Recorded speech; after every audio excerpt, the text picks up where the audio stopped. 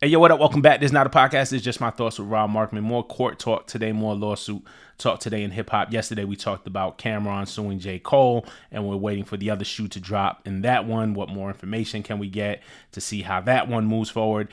And today, Drake officially put forth a notice of appeal in his case against UMG, the defamation lawsuit against UMG. The judge has dismissed Drake's defamation lawsuit, and we talked about that a couple of weeks ago, towards the beginning of the month.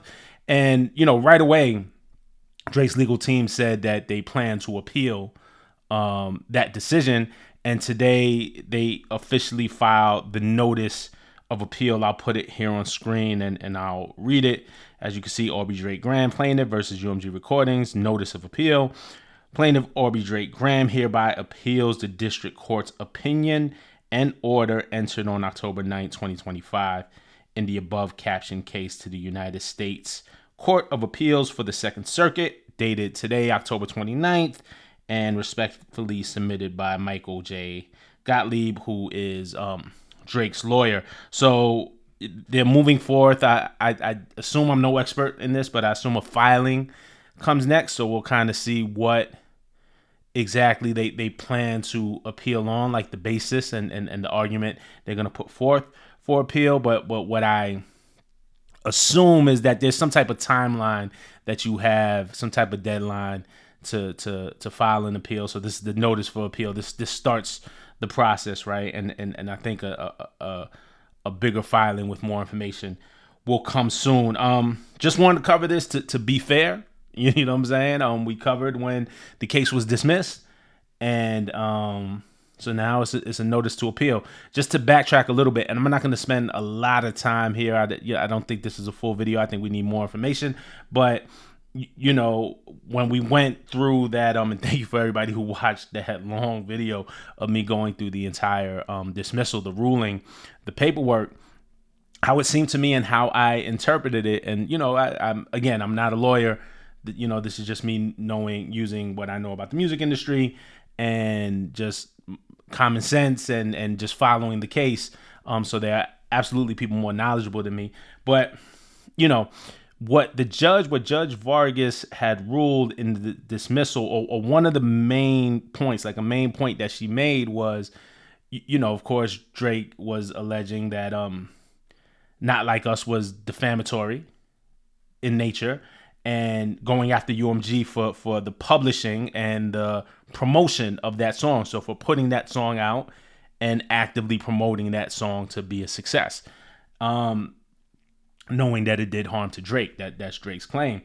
One of the major points that the judge made was that Not Like Us didn't exist in the vacuum, and you couldn't just take what was happening and what was being said and Not Like Us.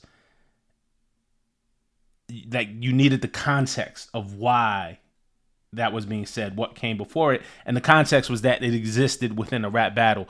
Drake's team actually made the argument that the song had become so popular and so ubiquitous that it rose above, just a rap battle, that it became it became a pop cultural phenomenon with the Super Bowl, with this, with that, and the third. And, the judge is just saying, well, you can't divorce it from its context. Like, Kendrick just didn't wake up one day and decide to drop it. Kendrick didn't wake up one day and decide to say OVO, certified lover boy, certified pedophile.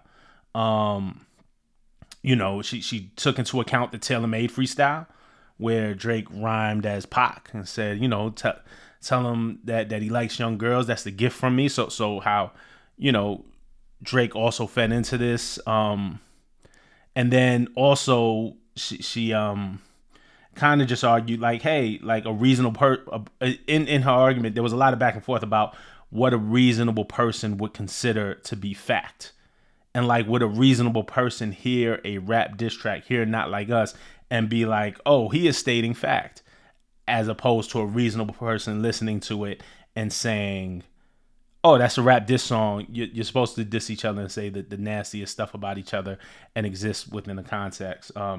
So I'm glossing, right? Those are like broad strokes, but those was some of the arguments that were like at the crux of the judge's decision. Also, what I noticed, and I'm not an expert here, is that obviously when the judge is making her ruling, she's citing other cases. They're taking precedent, right? Like, hey, in such and such case, it was already ruled this. Like, there's a precedent in court over, like, you know, how things are ruled and defined, and the court is supposed to follow that precedent, and uphold that precedent. When Judge Vargas was writing her ruling also, so she cited a ton of case law, and it looked like she also cited is it appellate court, like the Court of Appeals. It looks like she also cited cases, like appeal cases, like not just the initial case, but what was the result? What did the appeals court have to say? How was this held up in appeals court? It seems like she cited some of that too. The ignorant part about me is how I don't know how common that is for a judge to do that, but it seems to me, and this is just my common sense speaking, if there's somebody out here who knows better, please let me know. But of course, any judge, doesn't matter what, right? Any judge doesn't want their decision overturned in the Court of Appeals. That has to be in the back of a judge's mind, right? And so when you're making your ruling, like, you want to make it ironclad, you want to make it so that ruling sticks, and you know, I think that's kind of proof or indicative that as a judge you did a good job. If it goes to appeals and the appeal can side with you and say, no, we side with this ruling, I'd imagine if you're a judge who consistently gets overturned in appeals, it might kind of be like a bad look for you as a judge, but certainly doesn't feel good. You know what I'm saying? Like, and I don't know. This is the part that I'm ignorant on. This is where I'm just theorizing. But it looked like in this case that Judge Vargas used a lot of cases that went through appeals court and used that to strengthen her argument as well. But we still have to wait and see. We don't know what, right? The Second Circuit, we don't know what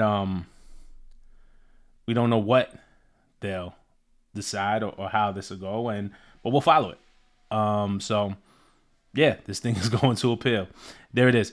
Let me know what you think. Let's talk about it in the comments. We have plenty of stuff to talk about this week, so I'll definitely be back probably later this evening.